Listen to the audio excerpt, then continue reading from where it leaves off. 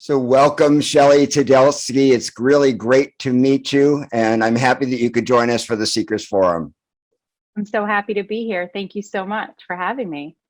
Well, first, congratulations on the book. It's really a good read, and congratulations on Pandemic of Love. Thank you. Thank you so much. I appreciate that.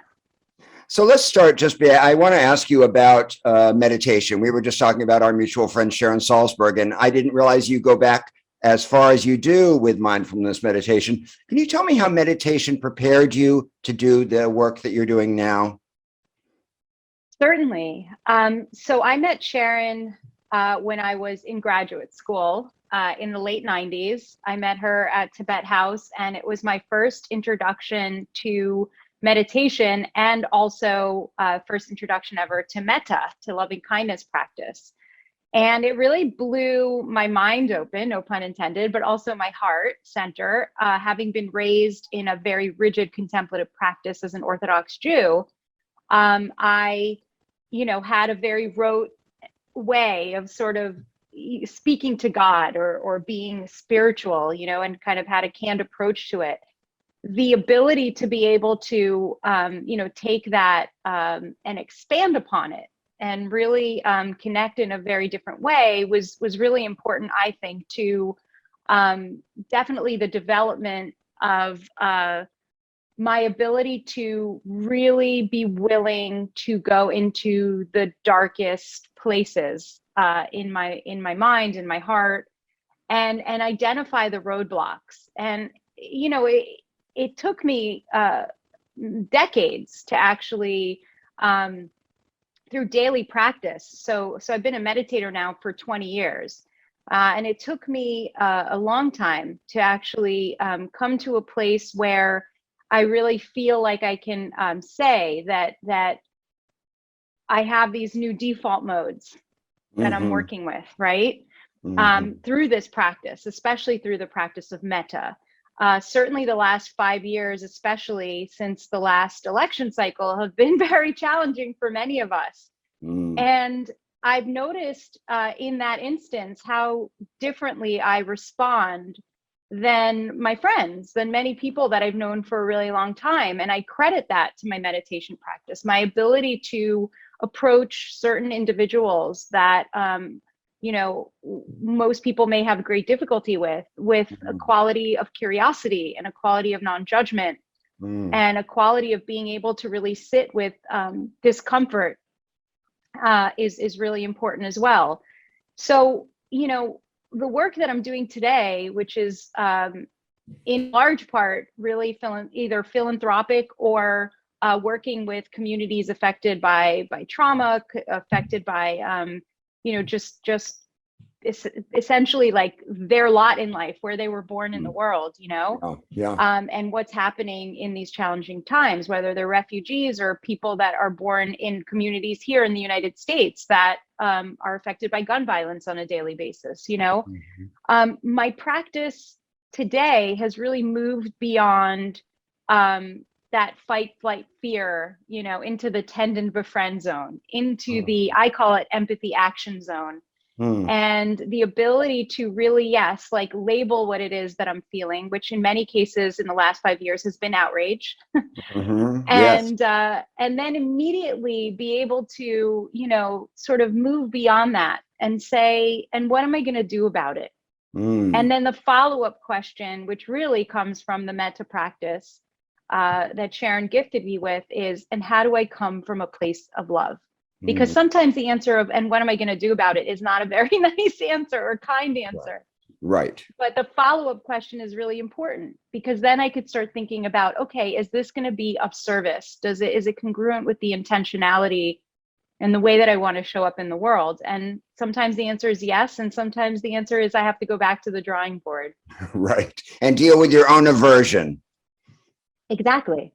Yeah. Exactly. Yeah. You say that meditation is not a solitary practice. Could you say more about that? Well, why do you believe that?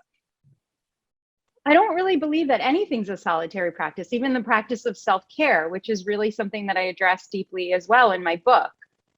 Because I think that, we when we think of the self, and Dr. Dan Siegel speaks a lot about this, right, in his we concept, right? The self is not just this physical body that is here, like the I that I speak about, you know, when I talk about myself, but it actually expands way beyond that.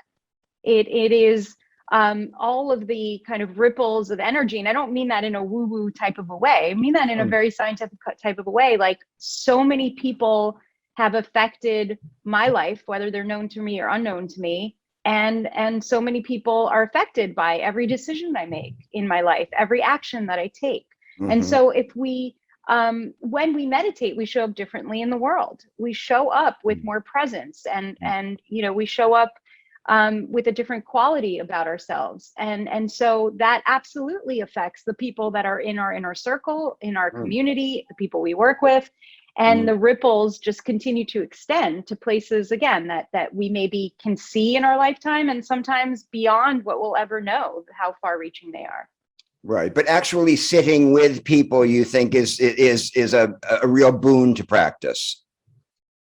I do. I fully believe that, and just based on my own personal experience, you know, when I have been even in silent retreats where I'm not necessarily speaking to or looking in the eyes of, you know, of other individuals, just simply being in a space, sharing a space with individuals, I think can be incredibly important. And I you know, a good example of that would be, I work a lot of times with individuals that are affected, as I said, by gun violence or mass shootings in this country.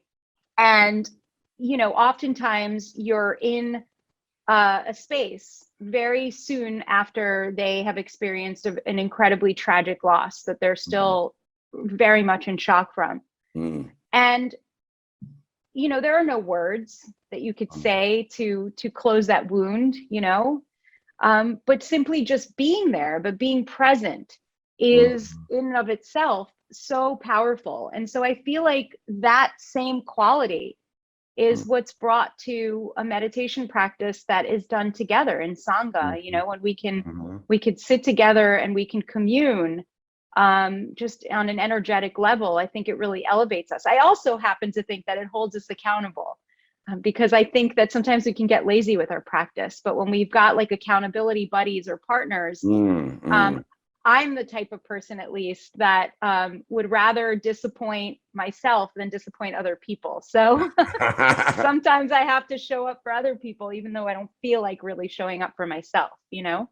Right, right. And that really is central to your whole philosophy, it seems to me. Let's go a little deeper into this quality of self-care. I have never heard anyone talk about self-care in the radical way that you do. It has nothing to do with, you know, with wearing better makeup or doing more exercise, right? No, talk about what it means for you, please. Well, self-care has certainly been hijacked by the industrial wellness complex that we're living in. Yes. You know, like you said, it's not bath bombs, it's not mud masks or you know, chai lattes. Right. It's really a gateway, I think, to ensuring that there is equity in this world, and that everybody in our circles of influence has enough. And in the book, I talk about my mantra, which is enough is a feast. And, you know, and that simple sort of notion that people, whenever I kind of drop that mantra on people, they're like, oh, that's so profound. And I'm like, yeah, but let's like dig in a little bit into how we can get there, right? How do we get there to enough is a feast, and making sure that everybody really has enough? Because we know intellectually that there is more than enough to go around for everybody on this planet, every sentient being. And yet we're like hoarders, you know, it's not necessarily always the case. Right. So when we look at kind of where self-care actually came from, like the modern notion of self-care, really, it was born out of a struggle for survival.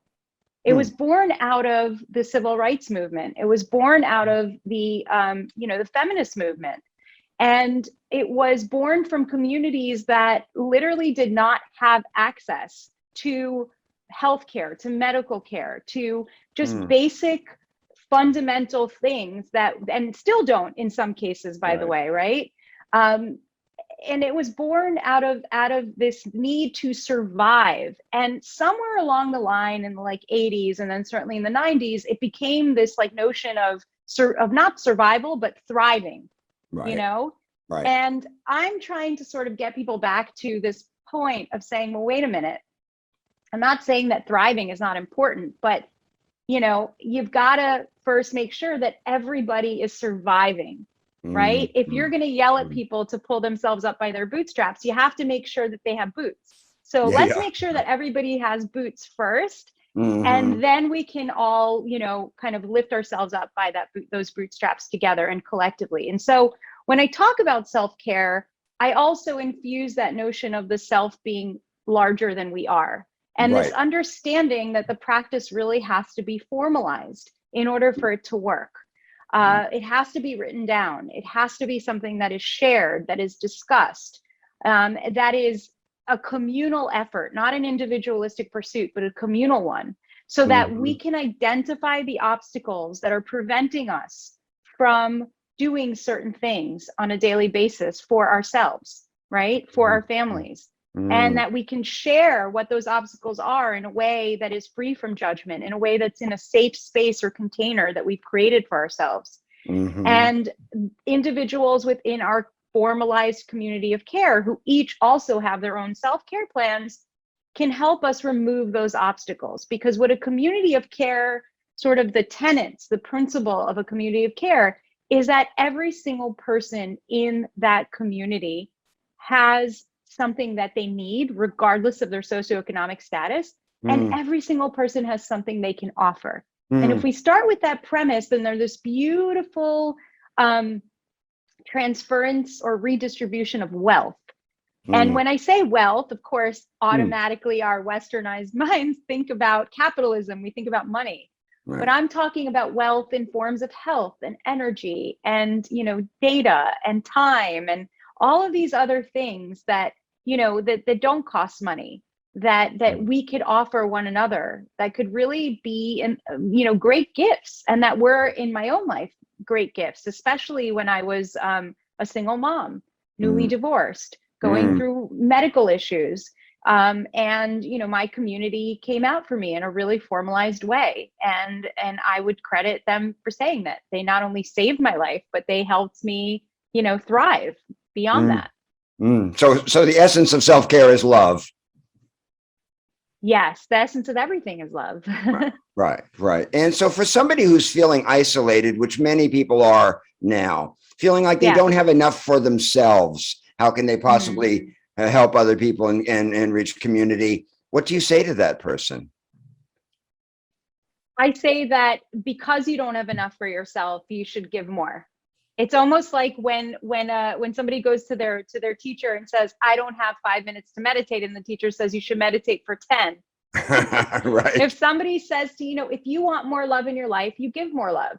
If you want more, you know, more kindness in your life, be kind. Like, it's just such a simple notion. And I think like the energy that we put out there is really what is reflected back to us. And I've, you know, been able to see that play out in real time with individuals who, during the pandemic, and earlier you mentioned, you know, the Pandemic of Love movement, which is a mutual aid community that we built, you know, 19 months ago, at the beginning or the onset of the pandemic. And we've been able to match over 2 million people at this point. And amongst those 2 million people, $60 million has been transacted directly. Pandemic of Love is not a nonprofit. We're a nonprofit disruptor. We don't have a bank account. We don't take money from people. We just basically say, no, we're going to make, as my mother would say in Yiddish, a shidduch. We're going to make a connection between a person in need and a person who has a need that they can fulfill, and have them connect on a very human level and have a conversation.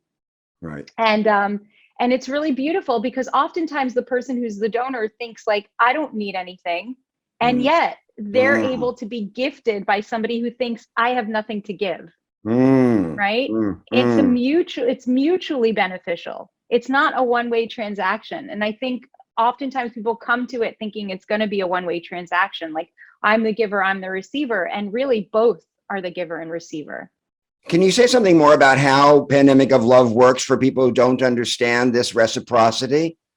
Yeah, sure. So basically, mutual aid is not something that I invented. It's been around for many years, hundreds of years, conceptually thousands of years, like going back to clan days, you know. Mm. And but really, it was formalized sort of as a term by a social biologist named Kropotnik, who's very much an anarchist, very disturbed by the notion that people were hijacking Darwinian theory and the notion of survival of the fittest, right? To use in to justify capitalism, Right. and sort of, yep, this survival of the fittest, you know, these people will be left behind, and these people will become like, you know, oligarchs or like, and that's as it should be, because it's the law of the jungle. Yes, exactly. Yeah. And so, but what Kropotnik said is like, you guys are so wrong, because that's just like, that's one little pillar in sort of Darwinian theory and thought and the laws of the jungle. Because when you look at the jungle, when you look at any ecosystem, whether it's a coral reef system or what have you, there is reciprocity, Of course. right? In order for that ecosystem to exist, it has to basically be mutually beneficial. We have to rely on each other. Different species, different classifications of sentient beings and animals and plants have to commune. They have to work together, not just to thrive, survive, but to thrive. Yes. And that's really the premise of mutual aid, is how do we create this human ecosystem where we've sort of eradicated this notion or thought of like, you know, it's every man for himself, we're on our own, you know, and really get back to this notion that no, together, if we work together and we share, and we make sure that everybody sort of has this level playing field, that we can actually thrive, not just merely survive, which is what so many people are doing on a daily basis. So Pandemic of Love was built on that thought process, really. And I, to be honest with you, didn't set out to build a global movement. You know, I really, to use the Buddhist proverb, you know, wanted to tend to the area of the garden that I could reach, which was my own community in South Florida. And so I knew that there were many people in our community at the onset of the pandemic that, as we were shutting down, would not be able to afford filling up their fridge and making sure that their kids had food, because they relied on free lunches and breakfasts at school. And that's 10 meals a week, you know, that, and when you add that up, it's a lot. I knew that there were going to be a lot of people that would be concerned about, you know, making sure that they have enough data or Wi-Fi for their kids to be able to continue to attend school, et cetera. So I also knew that there were people in our community that whose lives were not going to really be affected, or the quality of their life was not going to change due to the pandemic, right? And so I wanted to put those individuals together. So I just created two very simple forms, and it's still this simple today when you go to our website, pandemicoflove.com. And the forms are give help and get help. And you fall into one of the categories, you click on the form, it's very simple. When you put in your zip code, it actually connects you to the most local chapter to you. So that if you're in, you know, if you're in New York City, if you're in Manhattan, it'll connect you to the Manhattan chapter. If you're in Brooklyn, it connects you to the Brooklyn chapter. And if you're somewhere where there is no chapter, it connects you to the one that's in closest in your state, or sends you to the national chapter, where we have what we call anywhere donors, people who are willing to give to anyone. And basically what happens is that we are volunteers. We have thousands of volunteers at this point. We have a vetting system where we vet the individual that's in need, because we recognize that we have a fiduciary responsibility to the donor. And once we do that, then we look to see, okay, these are the things that they've asked for. And this donor or donors have said that they can fulfill those needs. And so we're going to connect them using the method that they checked off, by email, by text message, et cetera. And then really the donor drives the bus initially in terms of the relationship, where they want that relationship to go. There are many different types of donors. Some donors are, you know, just sort of, what's your Venmo, what's your PayPal, or send me that bill, I'll pay for it. And that's the end of the transaction. Right. Some who decide to have conversations, a one-time conversation with that individual before, to help them feel seen and heard, and to learn more. And there are so many stories of connection that have moved beyond that, where people have really just man, they just every day restore your faith in humanity and what is possible in terms of the friendships that have developed, not just across, cultures and across castes and across, generations, but even across political divides that seem so unbridgeable sometimes. And yet, when people come together in a point of vulnerability or empathy, they actually are able to connect on a really human level. And it's so beautiful to see the outcome of that, and the capability that if we can kind of just like, how do we replicate that? If we can hone in on that, there's the secret sauce that can help to repair this world. That's absolutely true. Can you tell me one story of people who have reached across a political or a religious or a socioeconomic divide? Yeah, so I actually include the letter that I got from this donor in the book itself. It's a letter from a woman named Eileen, and she self-describes herself as a liberal hippie New York Jew. Okay, all right. And so that just frames it for you, right? And she was matched with a person. She decided to be an anywhere donor. She was like, I don't care, just match with anyone. And she was matched with a woman named Christine in Mobile, Alabama. And Eileen was not happy about this. She actually sent us a scathing letter to say, how dare you match me with somebody who voted for somebody that wants to harm me and who wants to dismantle everything that I have worked for as a social worker, as an activist my entire life. And she was very upset. And she included her phone number. So this letter got forwarded to me, and I decided I'm going to call her and I'm going to have a discussion with her. And I did.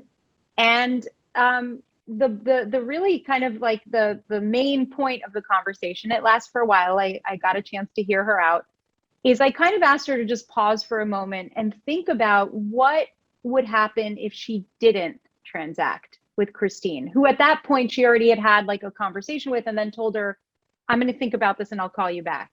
And I said, if you don't transact with her, there's the potential that you're going to reaffirm for her everything she thinks about a New York hippie liberal Jew, right? A snowflake like you. Right. And so you may be the only gateway for her to change her mind about all of those narratives, all of that conditioning that she might have as a person that probably has never left that Floribama line, has never been to New York City. And so, and this woman's a single mom. She's got two children, 8 and 10 years old. And so that conditioning is being passed on, but maybe there's an opportunity there to also change that narrative. Right. And so she said, thank you for speaking to me. I'm going to think about it and I'll get back to you guys. I didn't hear from her for months. So I didn't even know. I thought didn't hear from her.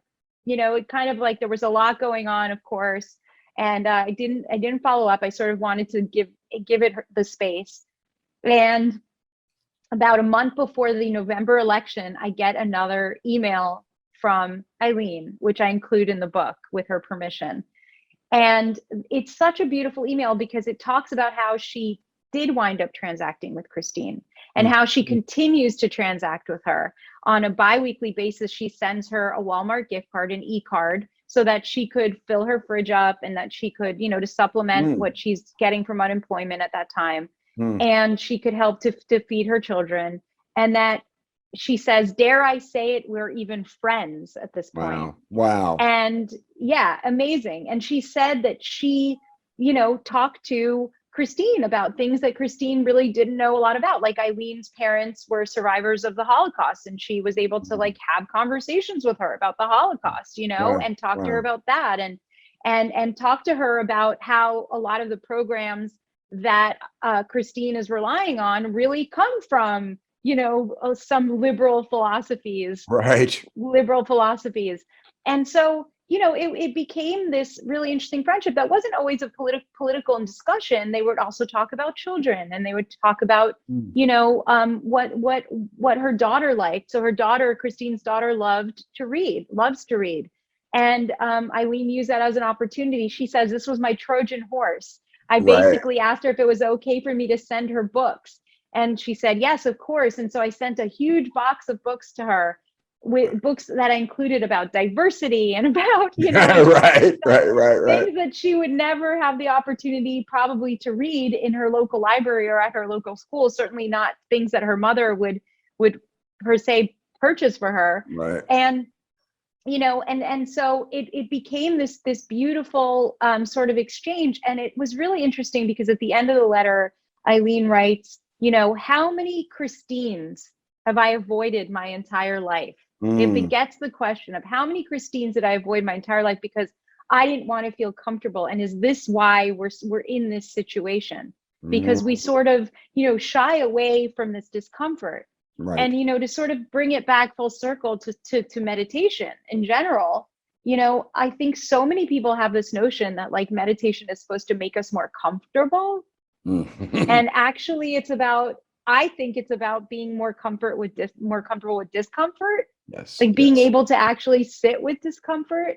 Yes. And I think, not run away from it. And so it's just such a beautiful, letter that I think just spoke so many volumes to recognize, where we've gone wrong as a species, but also how we can rectify the situation. Yeah, it's a microcosm of what's possible. Yes, it is. Yeah. I'd like to talk to you. And it's replicated 2 million times, right? Amazing. It's so amazing. Did Eileen have to wait? Did Christine have to wait for Eileen to come around before she got any aid? I would say that probably not, because there was a chapter in Alabama at the time that was in her area, and so it was being, run by a bunch of individuals who probably, kind of went through and looked at all of her needs. I doubt that her only need was just groceries. She probably also needed help with things like utility bills, et cetera. And so a lot of times people get matched with more than one donor. Sometimes we have mega donors. Sometimes we have donors that are willing to create, we call them giving circles. So like, in other words, if you can't afford to help somebody pay their rent that month, but you have 10 friends who are willing to chip in to do that, and you're organizing that, and they all kind of Venmo you or PayPal you, and then you pay the rent, it becomes this like beautiful exchange again that has kind of rippled out. Right. Got it. I got it. I'd like to talk to you a little bit about wholeness and brokenness. You have a different take on that as well, from the sort of common spiritual idea that we need to be whole before we can give. And you say on the contrary, you said we're all broken, and others have the pieces that I'm missing. Can you say something more about that? Yeah, I mean, I think that a lot of us are sort of at this precipice. We think that we need to, and I see this all the time in this space that I work in the health and wellness space, right? I see the same people, and I don't mean like proverbial, like I mean literally the same people who come to these events, these conferences, and these retreats that I lead or that I attend.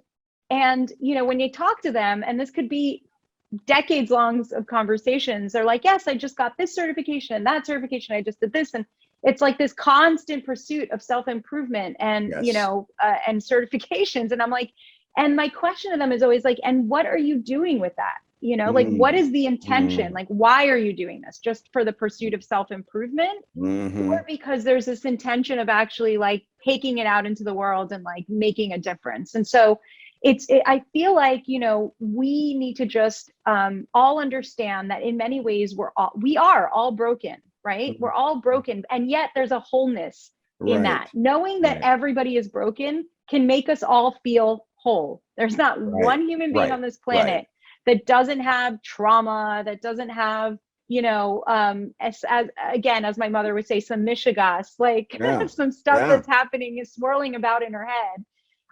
And when we can actually, recognize that, and recognize that the only way that we're going to be able to fill in those gaps is by allowing other people to, be the salve to our wounds.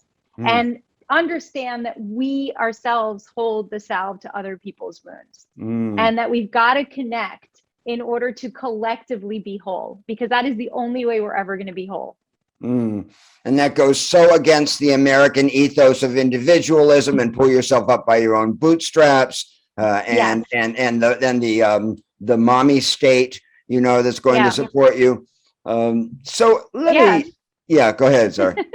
No, I was going to say, in the book, I talk about a magical time that our grandparents used to tell us about, called Back in the Day, right? Right. Back in the day.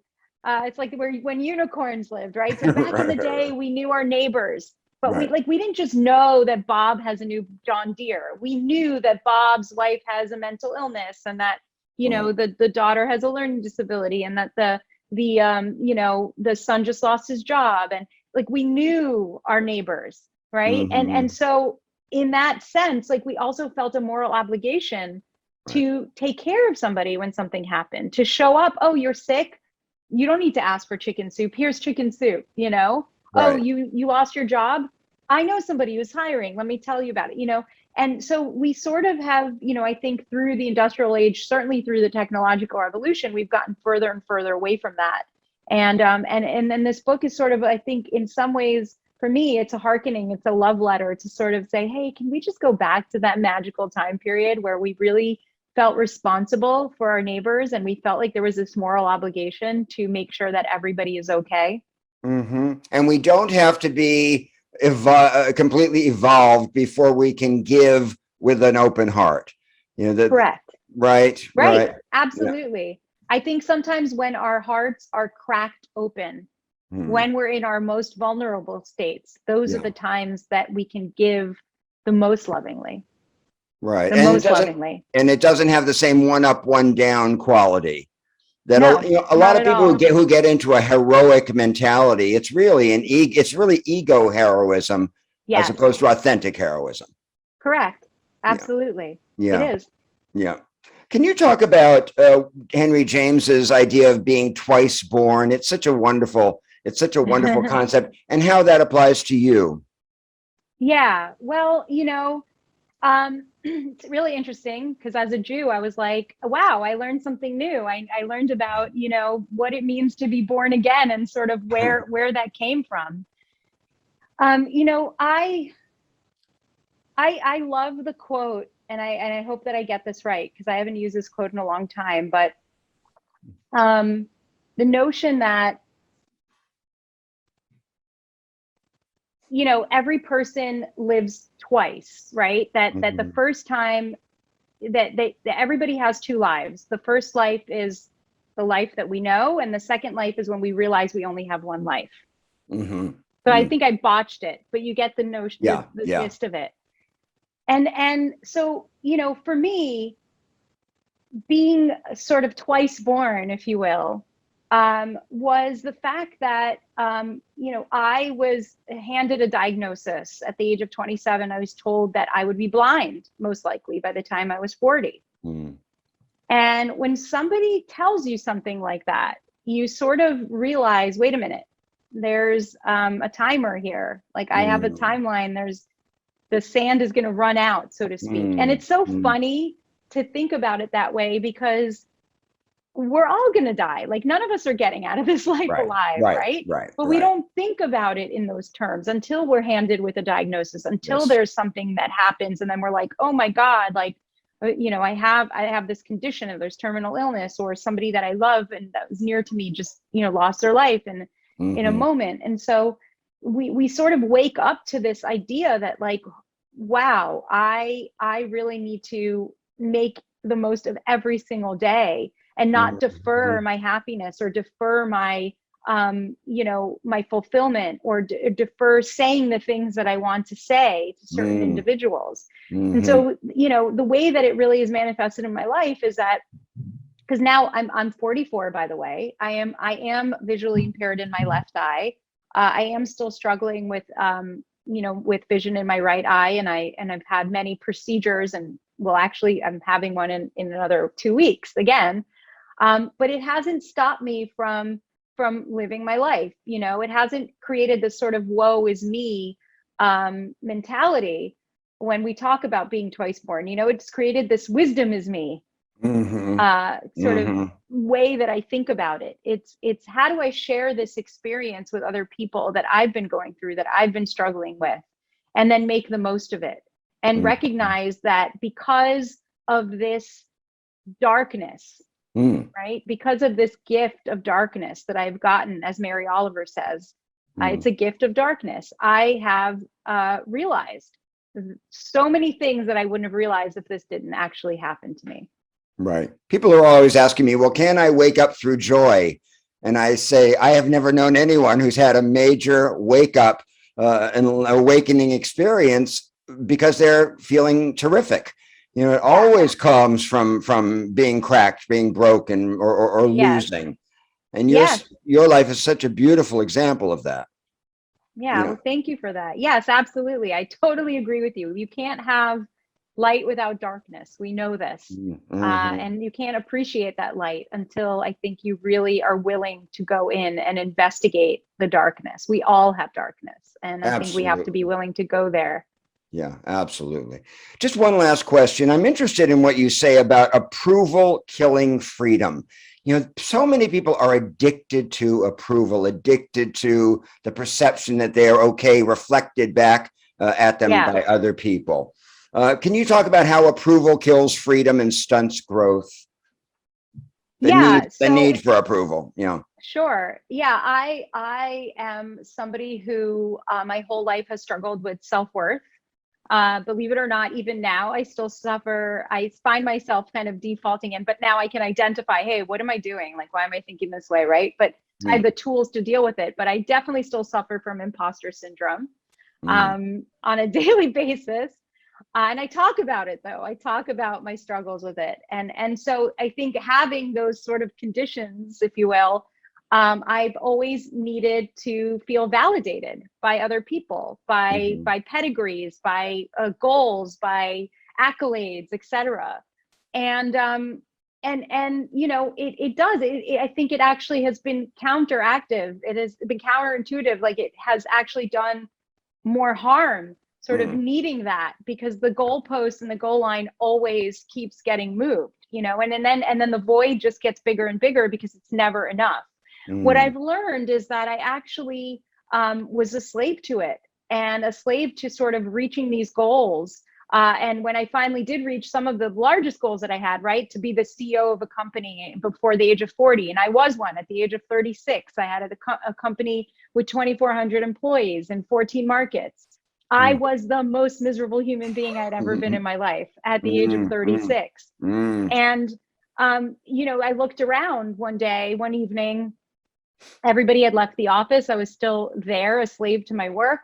And I thought, is this as good as it gets? I can't believe this is what my life is going to be like for the next 40 years of my life, And I kind of had to extrapolate from that I was doing all of this not for me, but really for the label, the title, the validation, the way that people would sort of look at me, or the way I could introduce myself to people at a cocktail party when they'd say, who are you? What do you do? And I could say, what do you do? Right. Yeah, exactly. And so, there's two things from that. I realized that when I talk about feeling validated by people, I used to not include myself as a person in that kind of like thought process. Right. And so now I most definitely include myself first. And again, sometimes very difficult and challenging to do so. But what do I feel? How do I feel about this moment? Am I proud of myself? And it's so hard for me to say, but I actually, even just the other day, my girlfriends who have known me for a long time, she said, how do you feel? And I said, I'm really proud of myself. And she said, I'm so proud of you for saying that you're proud of yourself, because that took a lot out of me. But the other thing that I realized is that, that question of, who are you? Like, what do you do? What do you do for a living? Or, it harkens back. It kind of comes from a place of what we used to be asked as children, and what people still ask our children and grandchildren, which is, what do you want to be when you grow up? That's the central question. What do you want to be when you grow up? Right. And that question is so archaic. It needs to be retired. When somebody would ask my son that question, I would say, stop right there. That's the wrong question to ask. The question that we need to ask is, who do you want to be when you grow up? Right. Who?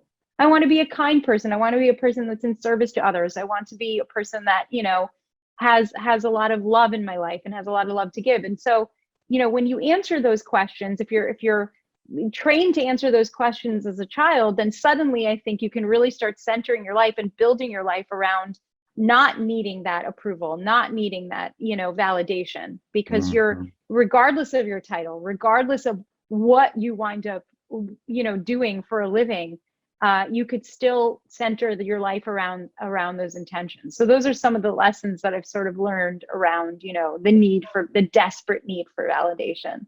That's wonderful. And you're honest about still needing it or still have, it's like a phantom limb, right? It's still there.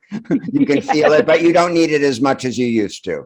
No. And again, with the ability to be more self-aware, I know it's coming. Like I can, sometimes I know it's coming from a mile away and I'm like, oh, here it comes. Right. I could like prepare tea for it and I already like know it's coming. So I'm just like, here it goes. So I'm just going to allow myself to go down this rabbit hole. But guess what? I know where the stairs are and I can kind of climb my way out. Right. Beautiful. Thank you so much. What a fantastic conversation. I really enjoyed it. And I just want to wish you so much luck with the book and with the fantastic Pandemic of Love work you're doing. Thank you. Thank you so much. I appreciate it. This was very fun.